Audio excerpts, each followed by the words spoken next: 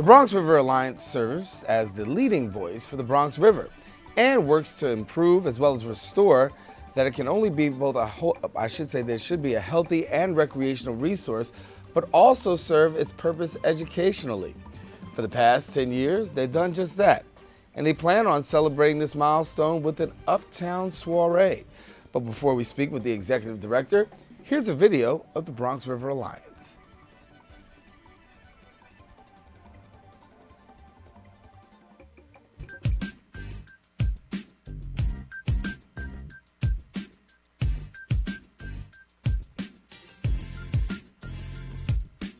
Hey, you know me. Way up here on top of New York. I'm the Bronx. Home to Edgar Allan Poe. J-Lo. Tats Crew. Babe Ruth. Birthplace of hip-hop. I'm from Italy and Jamaica. Ghana and Puerto Rico. People all around the world know me, or they think they do. I was once a symbol of urban decay. But I bet you don't know about my greatest hidden treasure. The Bronx River. The Bronx River is an oasis in my busy borough. It gives us water and shade. Wildlife and wild rides. It gives us a place to play and relax. Don't get me wrong. Things have been bad on the Bronx River. For years, it was a dumping ground. You couldn't even swim in it. People wouldn't even touch it. They called it an open sewer. And soon they started forgetting about it altogether. But not everybody forgot. That's how the Bronx River Alliance was born, as a small band of locals who got together to clean things up. They hauled out over 70 cars. 5,000 tires. They planted trees and made paths and parks. They gave the river a voice at community meetings, in government, on the streets. They reminded people that the river was still theirs. So you're probably asking, who needs a river anyway? We do.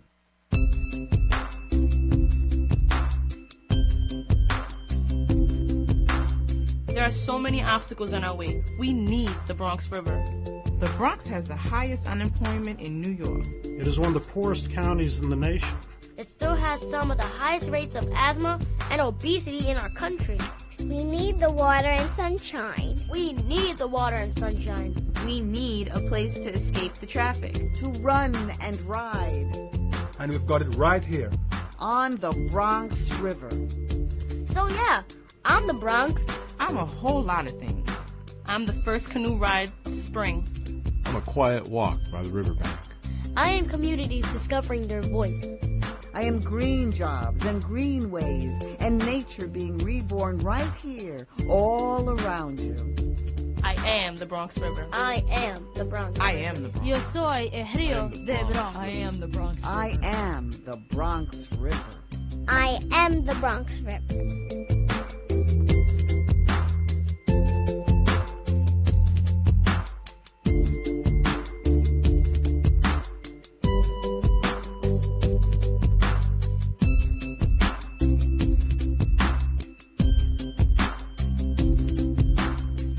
There you see a little bit about the Bronx River, and there you saw the video that lets you know from where they've come and where they are right now. And here to tell us about their accomplishments the past 10 years and what they have in their agenda for the next 10 is Executive Director Linda Cox. And Linda, welcome. Thank you. Good to be here.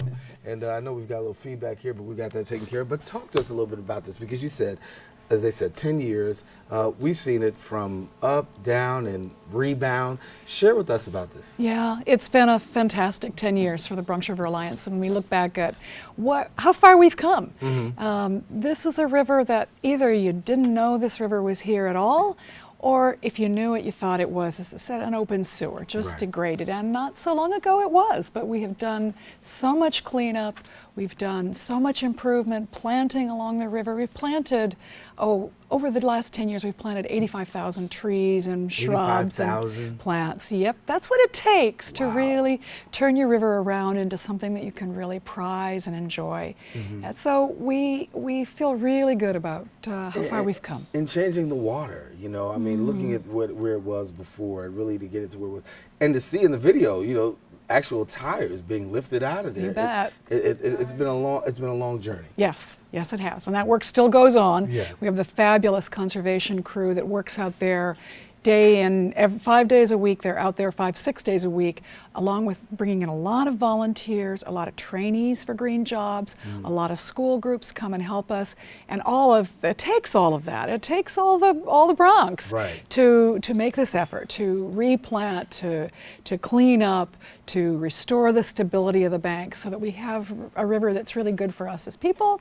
and also good for wildlife, like our beavers, for example, that we have on the Bronx River. Share with us about the upcoming event.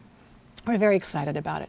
To celebrate our 10th birthday, which comes this fall, we are honoring 4 of the founders of the Bronx River Alliance who really were smart enough and had enough vision 10 years ago to put together this organization to sort of represent the interests of all New Yorkers in bringing back the river.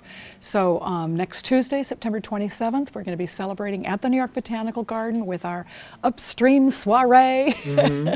And the people will be honoring in particular, as I said, our 4 founders. Of course, many people put their energies into founding the Bronx River Alliance, but the 4 that we're honoring, I think, kind of speak to what the effort has been. And we've got Jenny Hoffner, who was really the coordinator, who went around to folks and said, do you want to be involved in this? Do you want to be working on the Bronx River? And she was met with everything from what river to, oh yeah, I want to pull groups together so they could each find their own place in working on this. She's coming up from Atlanta for this celebration. Majora Carter, who is famous for having really rediscovered the river in her own backyard one day when she walked down to the dead-end street after Jenny had called her, and with her dog, and kind of looked behind mounds of tires and debris that had been left there, looked back there and went, here's the river, and this could make a great park. And she really worked to create a great park there, Hunts Point Riverside Park, where before it was just a dead-end street with a lot of construction debris. She's become a voice for this kind of community-based revitalization work around the world. So she is another of our founders that we'll be honoring. Alexi Torres Fleming founded Youth Ministries for Peace and Justice, an organization that even to this day organizes youth to represent the interests of their community and make it better. She is another founder of the Bronx River Alliance, and in fact was the first chair of the Alliance, and she's going to be honored. And then Dart Westfall, who's been a voice for environmental quality throughout the Bronx, and particularly active on creating greenways and working on bike paths throughout the Bronx.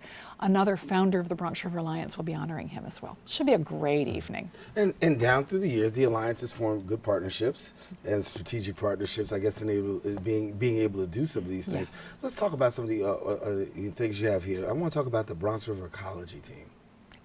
Yeah. And the work that they do. Yes. You know, the ecology team advises the Alliance in how it should be moving forward and gives us just a lot of help in knowing how to go about doing it. And I think it speaks a lot about the way this works, because the ecology team is made up of people who may be very expert about ecology, but also people who are expert in knowing how to involve the community in this work. All the projects that we do really combine those things, and we're all experts here, as that big poster that Alexi Torres Fleming was showing in the video. We're all experts, and if we live here and know and care about our neighborhoods, we bring expertise to it. If we know a lot about, say, habitat requirements for wildlife, or we know how to do the technical work of stabilizing rivers, then we have expertise to bring too. The ecology team brings those things together and it really advises and guides those efforts. We're seeing some people here. Why don't you tell us who we're seeing here? This is really a band of the founders. And the first thing to notice is where this picture was taken. There's an old concrete plant, and in a minute we'll show you the picture of the way it looks today. And I see over there Henry Lahara on the far left from Youth Ministries for Peace and Justice, and Maricruz Padilla. Right in front in that nice blue fleece was Majora Carter, Jenny Hoffner on the other side. And here's the park today. This is the concrete plant park. Not today, actually. This picture was taken on the day it opened in 2009. Wow. There's a lot of pride in having been able to turn that space into this beautiful park. And a lot of work. And obviously, you have to say, you laud the accomplishments of the things that are done, But you still look and say, there's still some more stuff that needs to You be are done. so right. What's next? What is next? You want me to bring out my laundry list now? Yeah.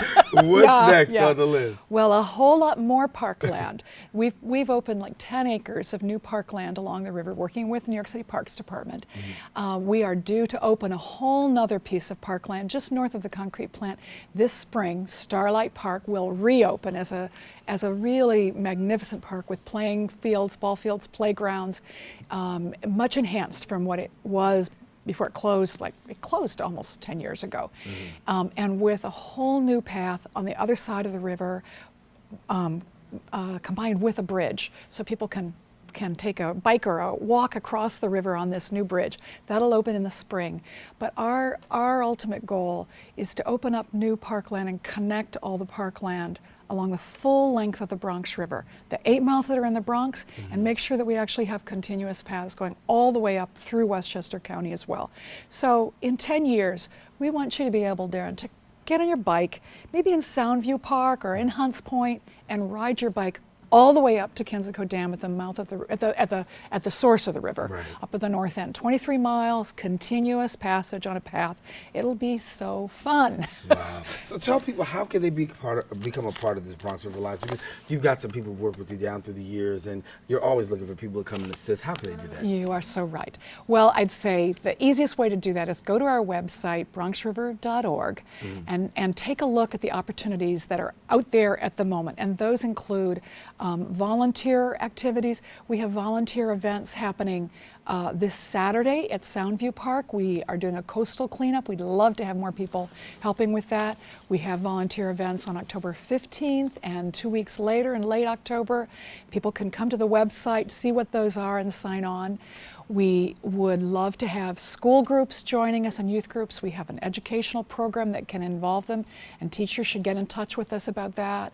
And then, come to the soiree on Tuesday night. Let's go back and throw that picture up there too. And thank you so much for sharing with us. We're going to throw it back up there so that we have an opportunity to see one more time.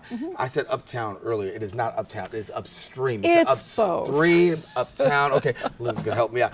It's Tuesday, September 27th. We want you to come on out and be a part of it. 2900 Southern Boulevard right there in the Bronx from 6:30 to 9 p.m. It is the Bronx River Alliance. They invite you to the Upstream Soiree. So be sure to come on out and celebrate 10 years of actually moving from, you saw the pictures, from where it was to where it is today, and even greater places. Thank you so much for coming and sharing with us.